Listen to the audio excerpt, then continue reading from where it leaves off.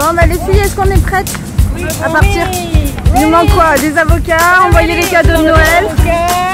On se sépare pour les derniers préparatifs.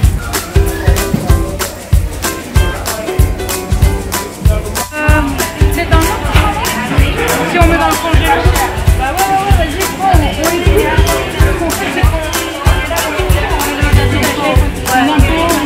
Charlotte, c'est bien, on a pris tout ce qu'il faut. Je pense qu'en fruits et légumes, là, on est pas mal. On a combien de kilos, tu penses?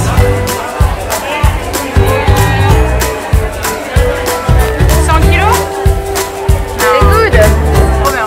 Ouais, parce que aux Canaries, il faut mettre un petit gamme pour toucher les, les légumes. On va retirer la baume pour vérifier le vide-mulet, l'état, comment il est avant de la transat. C'est un point qui travaille souvent et qu'il faut vérifier avant une longue navigation. Donc ce qu'on va faire, on va retirer la voile, on va retirer la baume et on va retirer, donc on va vérifier l'axe qui permet de faire la liaison entre la baume et le mât. Ouais. Et on va rajouter des bagues en téflon pour éviter qu'il y ait du jeu ici. On va tout défaire et donc d'abord la voile, après le halba et après la baume. Let's go. Là on doit défaire un ring numéro 2 qui a été beaucoup utilisé, qui est bien serré. Donc le petit couteau magique, des manilleurs et hop, bien.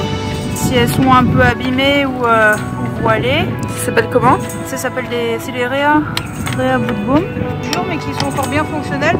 Et peut-être qu'au prochain hivernage je les changerai quand même. Voilà. Et je vais te demander, donc il y a 3 riz et les quatrièmes. C'est la bordure. C'est là.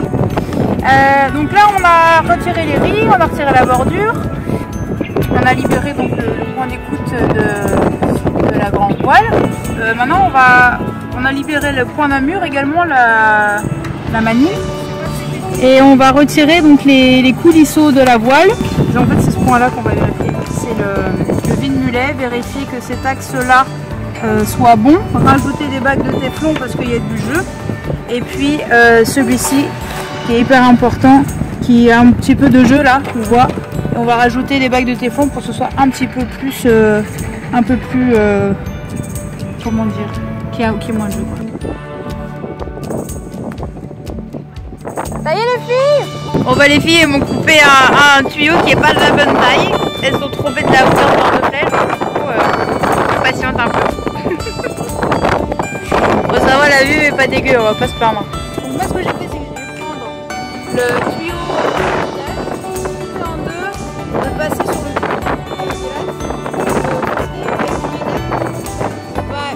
ultra esthétique, mais au moins on n'abîme pas sa voile quoi.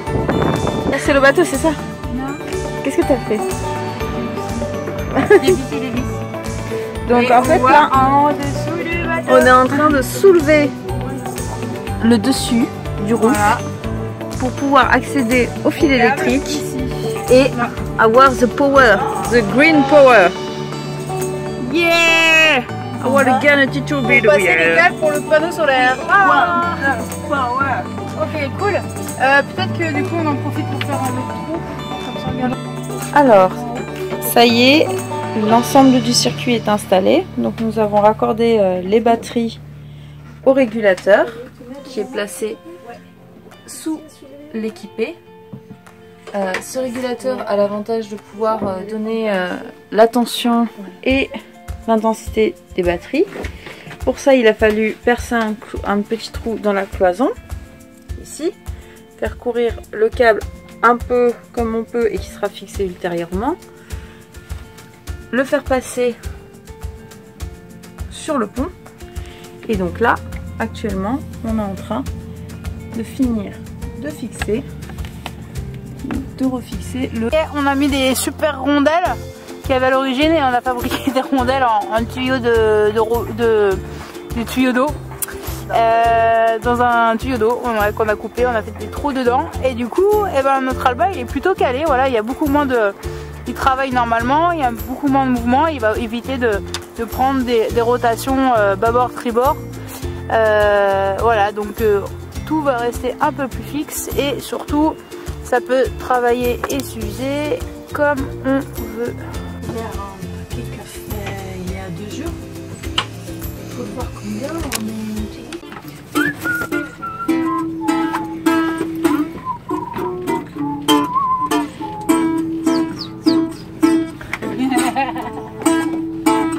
have you gone away from me, little bird from the street?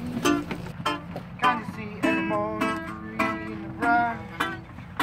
Are you free now, free little bird? Oh, little bird, gone into this faraway world. Can't you see, little bird?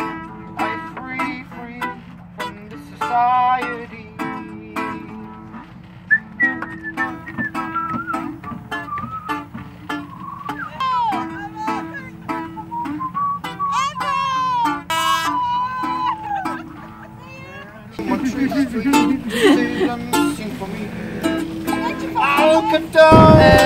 Ce qui est important, c'est de mettre le cap général que vous avez fait pendant votre quart et la vitesse du bateau général, moyenne quoi.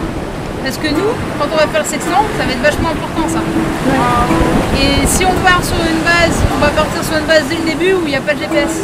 Oui. Pour vraiment faire ça, calé. Tu vois là par exemple, je pense que j'ai fait du 295 et que j'ai une vitesse de 8,2 je pense par rapport à tout, tu vois. Ouais. Et c'est de trouver une moyenne à peu près. On met aussi le lock. Bien que tu m'as expliqué que... Si c'est fond d'interphone, Organisation des cars. Avec une petite houle pour nous rappeler qu'on part en mer. On a une vue magnifique, je sais pas si vous voyez, sur les montagnes, sur Tenerife. Je suis Tosca, je suis Gismarine et journaliste. Quand elle m'a proposé de participer à ce voyage, à cette aventure, j'ai dit bon, je sais pas, demi-heure après, oui. Expérience au large, donc j'ai jamais fait, non c'est pas au large, j'ai jamais fait Méditerranée, mais c'est pas transat, non, j'ai fait de l'extérieur, mais là c'est plus large, c'est plus grand. La quatrième équipière, Flora. Donc toi tu as déjà navigué? Mais oui, j'ai déjà navigué depuis le Portugal jusqu'à par ici, mais ça fait que 2 mois que j'ai commencé. J'ai tout à apprendre encore. Très étrange de Santa Cruz, cette île au milieu de l'Atlantique qui pourtant est au cœur de la mondialisation.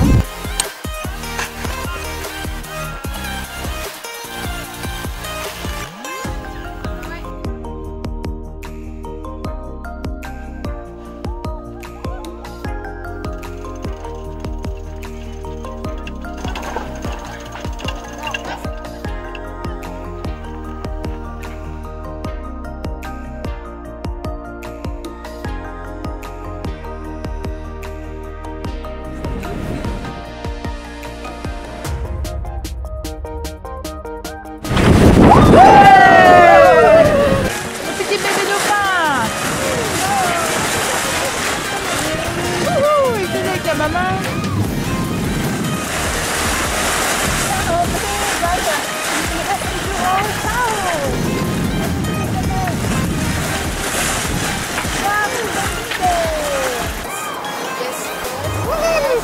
Vas-y, on va voir.